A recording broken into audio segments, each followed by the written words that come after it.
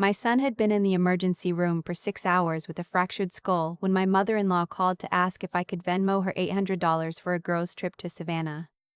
I didn't respond. 3 days later, my father-in-law sent a follow-up text asking if I had had a chance to think about it. I had. I sent her exactly nothing. Then I opened my laptop and got to work. That's not where the story starts, though. This is. My son Eli is 8 years old and obsessed with baseball. He can name every player on the Cubs roster going back 15 years, which is impressive and also slightly concerning for a kid his age. He's got my ex-husband's dark hair and my stubborn streak, and he is, without question, the best thing I have ever done with my life. I'm 31.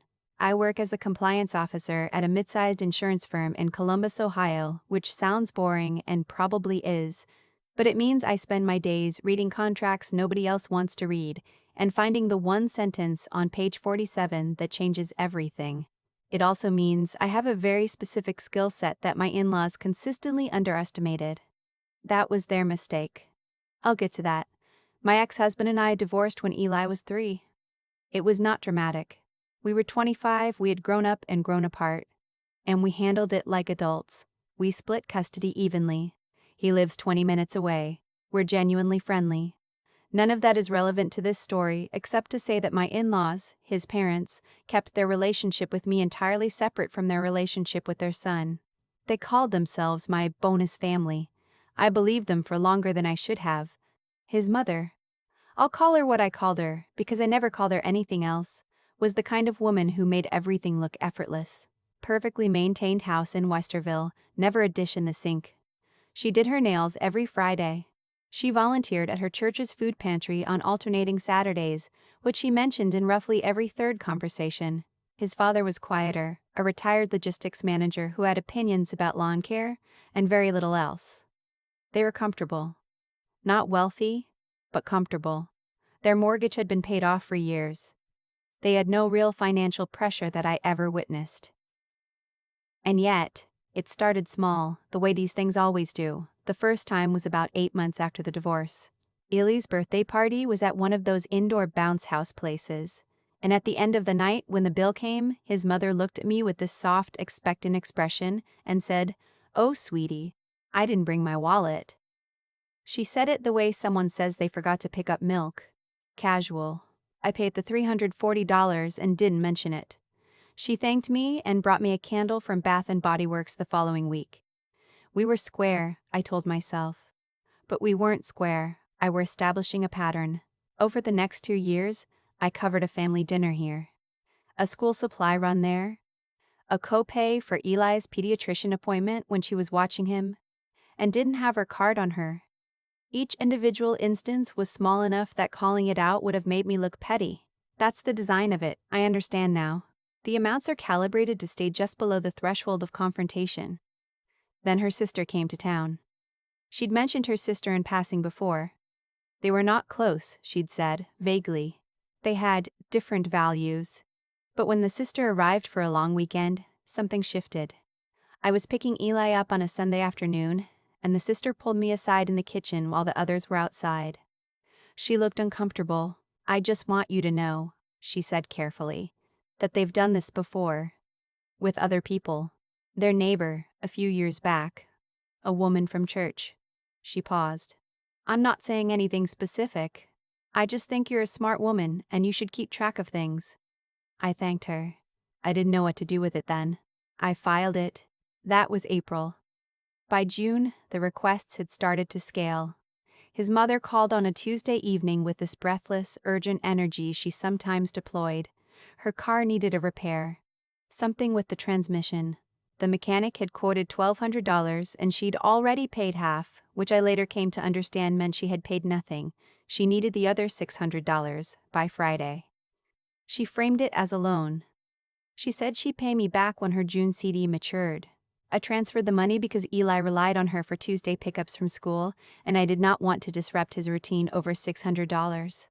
I told myself it was a practical decision. It was. It was also the worst kind of practical decision, the kind that makes the next ask easier. The CD matured. I was never paid back. I know how this reads. I know the obvious question, which is why I kept going, why I didn't draw the line earlier, and I spent a lot of time sitting with that question, not to excuse myself, but to actually understand it. The honest answer is that I was afraid.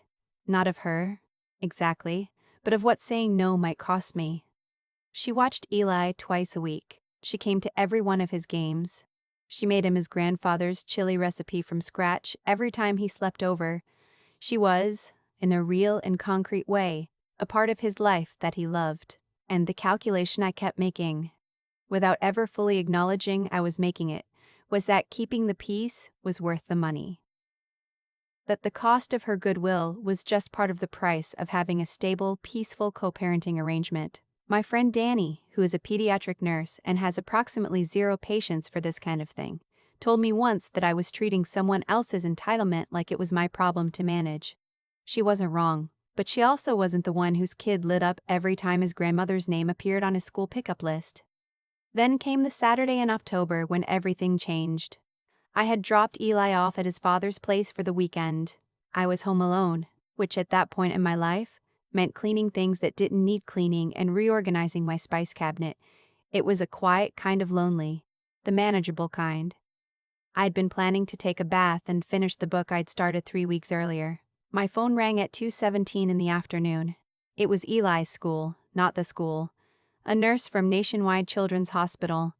My son had been playing in the backyard with his father and had fallen from the top of the play structure. He had landed badly. He was being evaluated for a head injury. His father was with him and he was conscious, but they needed me to come. I have driven to that hospital, I don't know, a dozen times over Eli's 8 years of life. Stitches, a broken finger, one memorable incident with a marble in his left nostril. I know the route. I know where to park. I know which elevator goes to the pediatric ER. None of that knowledge prepared me for the feeling of walking through those doors knowing it was his head. His father was in the waiting area when I got there. He stood up immediately and wrapped his arms around me, which is the kind of thing we do now, the kind of thing that would have been unimaginable when we were 25 and resentful and processing a marriage ending. Now it was just real. He looked scared and I knew I looked scared, and that was enough. "He's awake," he said into my hair. He knew my name. He knew his teacher's name. "They're doing a CT scan." "They're doing a CT scan?" "Okay," I said, because I couldn't think of anything else. The CT showed a linear skull fracture. Not displaced, not requiring surgery at this point, but serious enough that they wanted to keep him overnight for observation. A pediatric neurology resident explained this to us with the kind of calm, practiced kindness that is specific to people who deliver frightening news to parents for a living. The fracture was in a low-risk location. The scan showed no bleeding. They would monitor him through the night. I sat next to Eli's bed in room 14 of the pediatric unit and watched my son sleep with electrodes monitoring his brain activity, and I did not cry because I had decided not to cry in front of him. He was still awake when I got there. He had been worried, the nurse told me, that he was going to miss his baseball practice on Tuesday.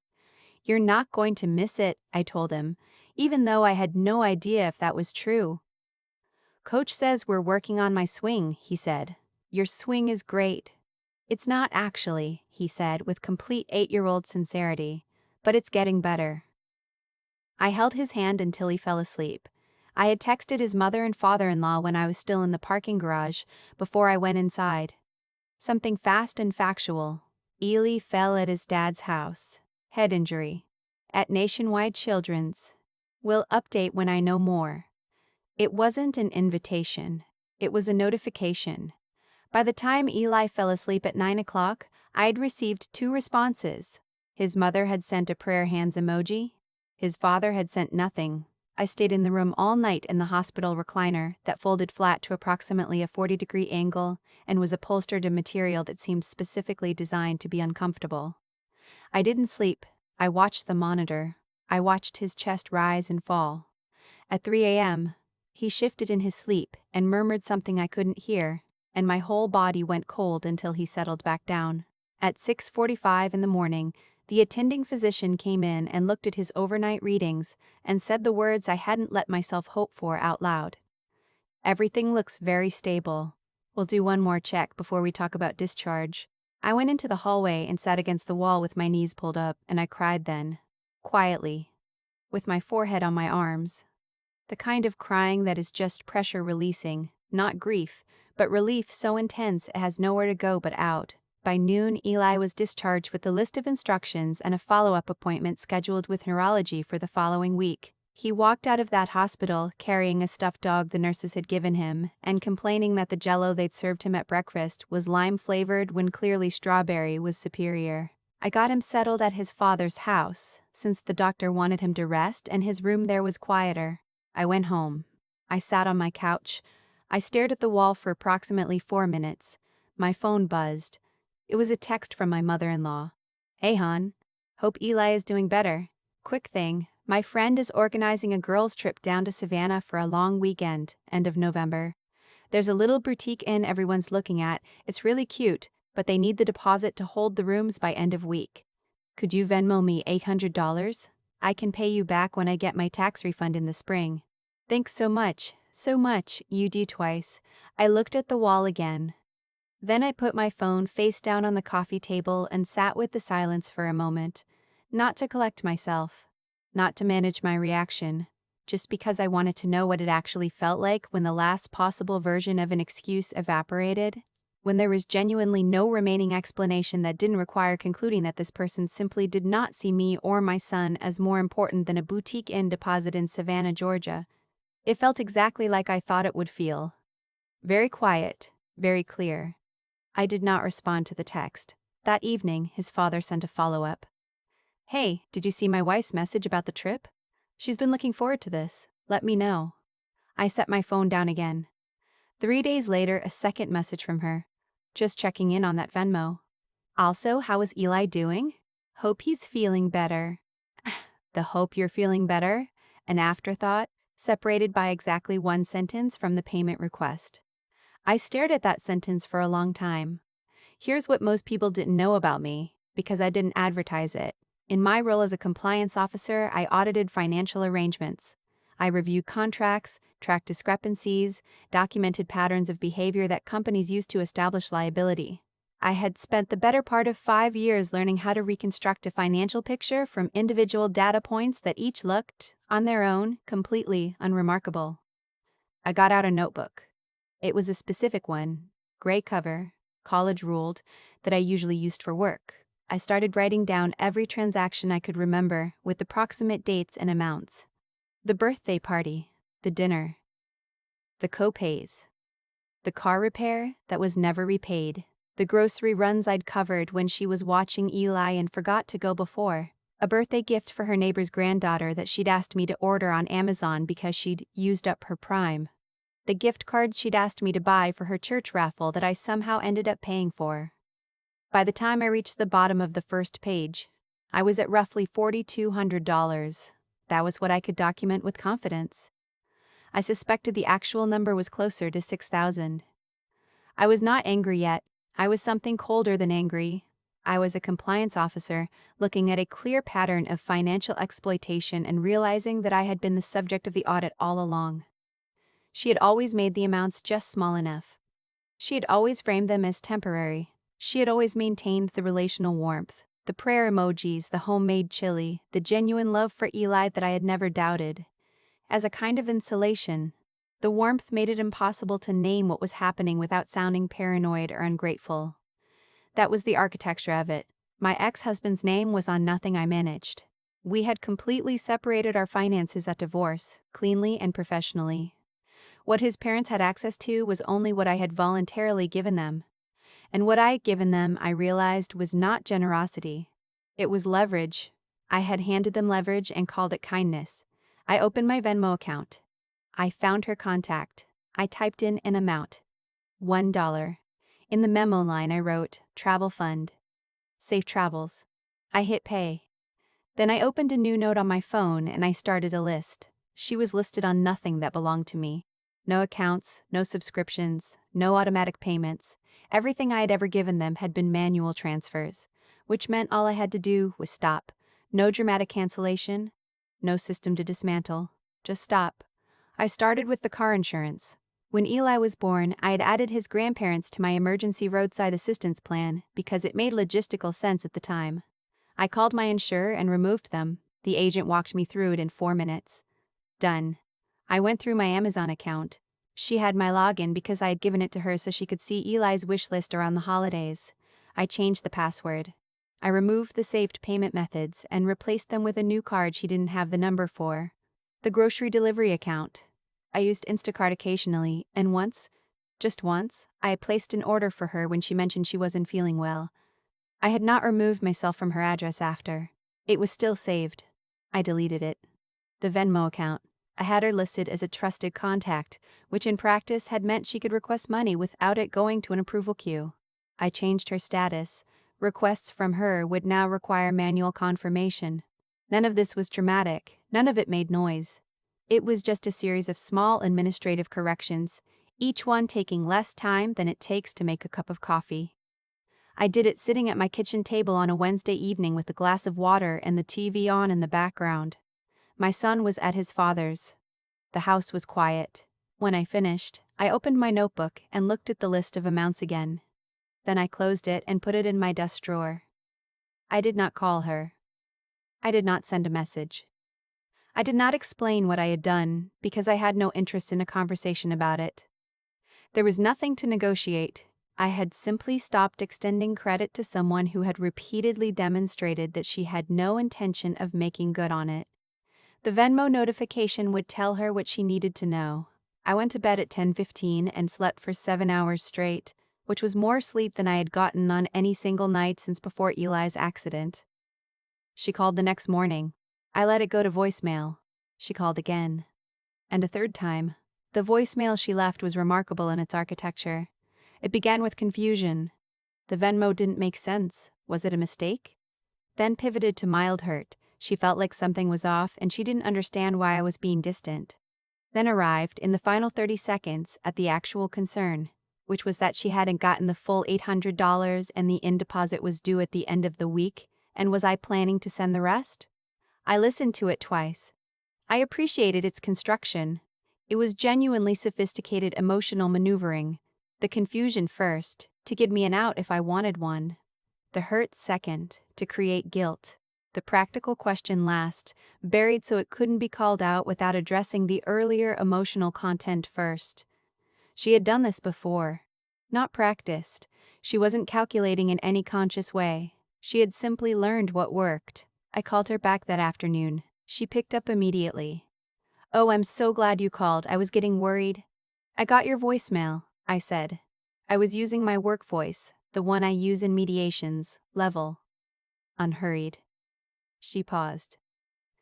"Is everything okay?" "I wanted to address a few things," I said. "The $1 was intentional. I'm not going to be sending the $800 for the trip." A beat. "Oh." She recovered quickly. "I mean, I understand if money's tight. I just thought." "Money isn't tight," I said. I reviewed our financial history.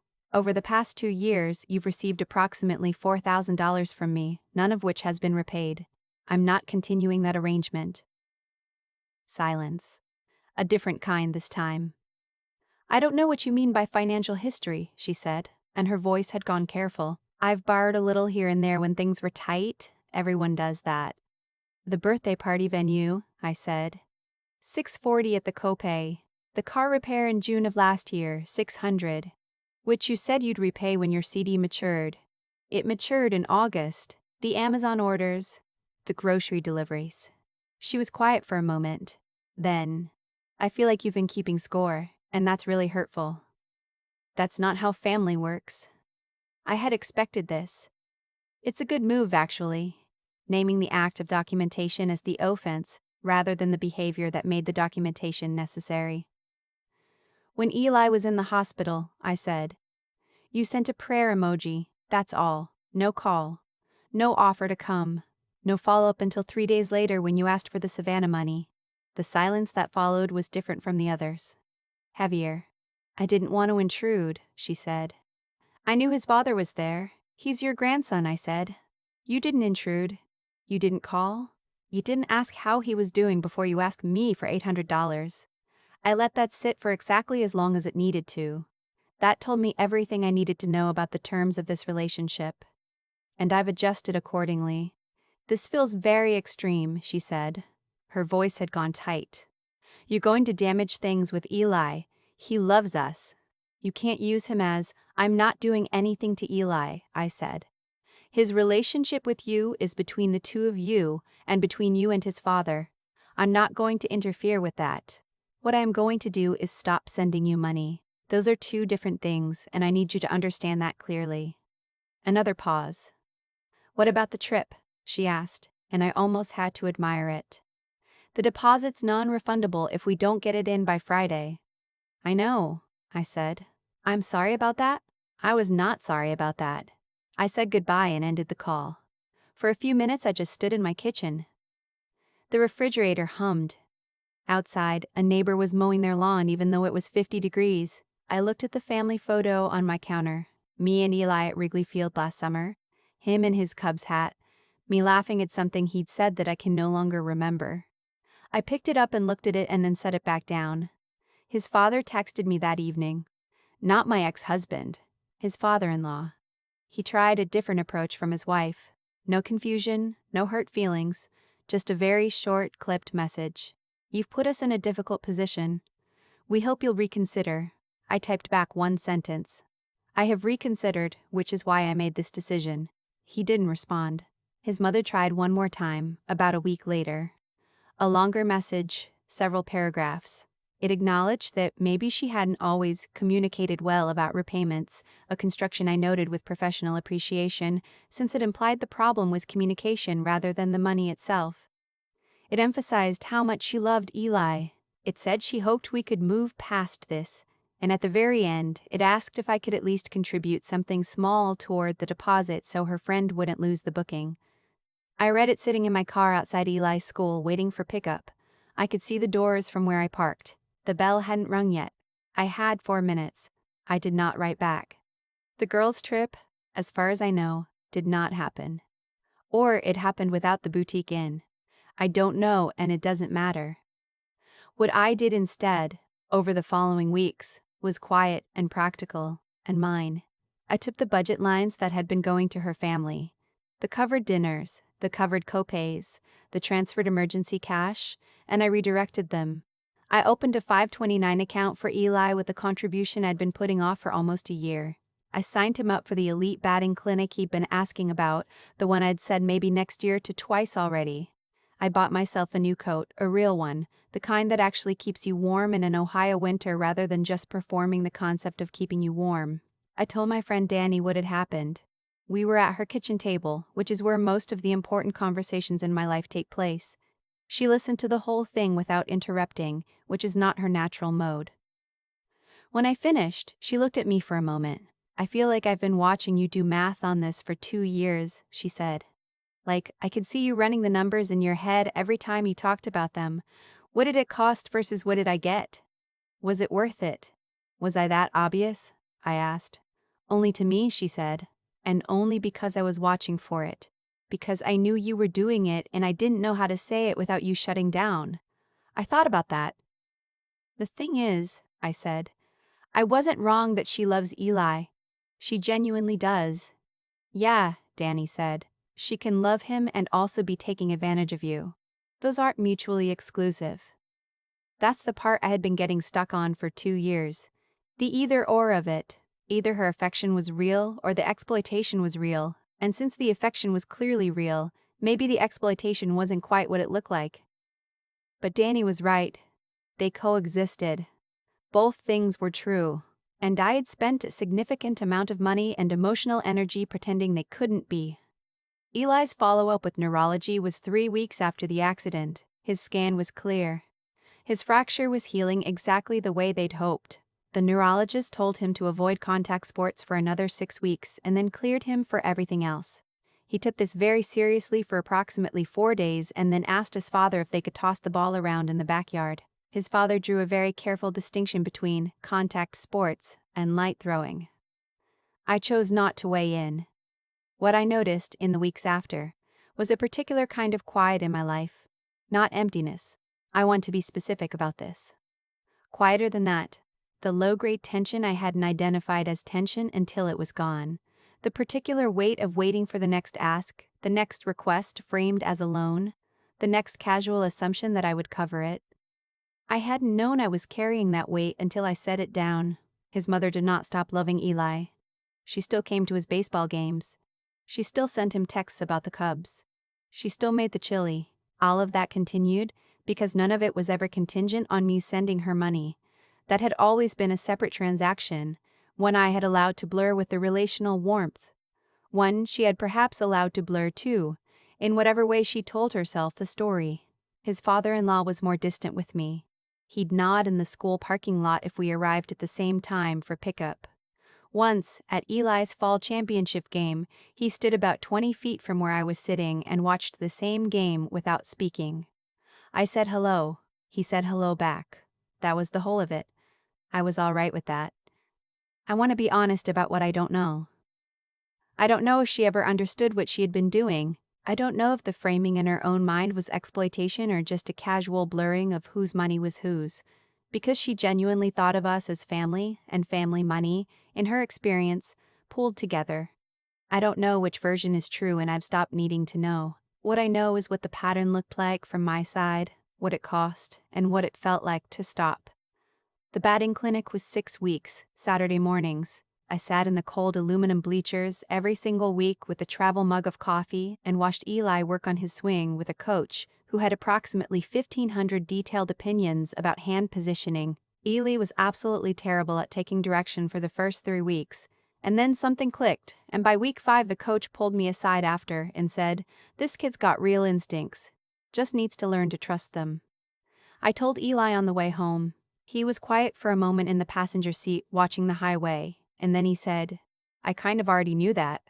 "Did you?" "Yeah," he said. "I just wasn't sure other people could see it." I let that sit for a second because it felt like it meant more than baseball. "People can see it," I said. He nodded and turned the radio up, and that was that.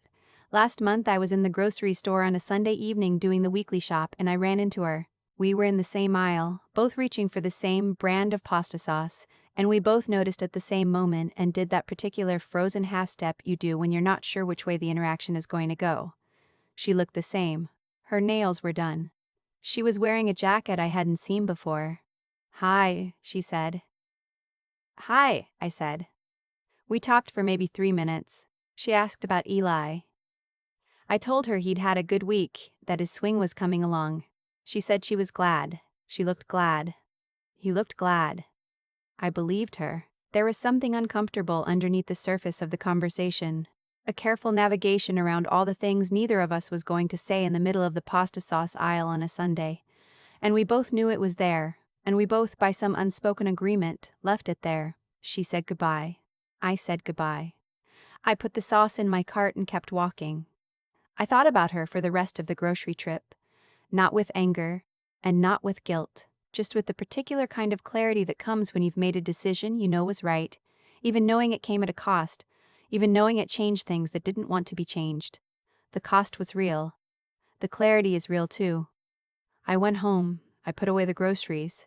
I called Eli to say goodnight, and he told me at length about a podcast he'd started listening to about baseball statistics, which I pretended to find as interesting as he did. After we hung up, I sat at my kitchen table with the last of the coffee and the very specific quietness of a house that is just mine. And I was fine. Not in the performed way. Not in the way that's actually another word for not fine. Actually fine. Present and okay, and clear on who I am and what I'll absorb and what I won't. It took me a long time to learn that protecting yourself isn't the same as being cold, that a boundary isn't a wall if you build it in the right place, that someone can love your child and still take advantage of you, and that recognizing the second thing doesn't require you to deny the first. My son's swing is coming along. His spine is straight. He trusts his instincts, and he's learning that other people can see what he has. He got that from somewhere. I've thought a lot about what actually changed the night I sat at that kitchen table and made my list. It wasn't the money. The money was almost beside the point by then. What changed was that I finally stopped looking at what was happening and explaining it away at the same time. Those two things, seeing clearly and making excuses, can't occupy the same space. For 2 years I had been choosing the excuse, because the excuse was easier. Because the excuse let me keep a version of things I wanted to keep, And the moment I stopped, the moment I let myself actually see the full picture, the decision made itself. That's what I mean when I say this isn't really about my in-laws. It's about me. The choices I made and why I made them and what it cost to keep making them. Here's what I know about how cause and effect actually works. Not in some abstract sense, but in real life. In the specific texture of a situation like this one. Every time I covered a bill without saying anything, I was teaching them something. I was teaching them that the cost of asking me was zero, that there would be no friction, no conversation, no recalibration. I was removing the natural consequence of their behavior, and in doing so, I made the behavior more likely to happen again. That's not cruelty on their part. That's just how people work. You remove the friction and the behavior accelerates. I was the one who removed the friction. I did it for reasons that felt good at the time: peace, stability, Eli's happiness. And those reasons were real, but the outcome was still the outcome. What I had to learn, the hard way, over the course of those 2 years, is that protecting the peace of a relationship is not the same as protecting the relationship. Sometimes you protect the peace at the expense of the relationship. Quietly, slowly, until one day you're sitting in a hospital waiting room alone, and you realize the peace you protected wasn't real anyway. It was just silence, and silence is not the same thing as safety. Eli is 8. He watches how I move through the world more than he watches anything I say to him directly. He's paying attention to whether I keep my word, whether I hold my ground, whether I treat my own time and money and energy as things worth protecting. He is learning from me what it looks like to live with integrity. And integrity is not a grand gesture. It's 100 small decisions made consistently in the direction of what you actually believe. I think about the batting coach telling me Eli has real instincts but needs to learn to trust them. That landed differently than it should have for a conversation about a swing. Because trusting your instincts requires one specific thing first. It requires that you not override what you're clearly seeing with what you wish you were seeing instead. Eli is learning that on the baseball field. I'm learning the same thing, a little later, in a different context. Better late than not at all. The dollar I sent wasn't really about the money. It was a decision. The first honest one I'd made in that particular direction in a long time. And it turned out that one honest decision was enough to start the rest of them.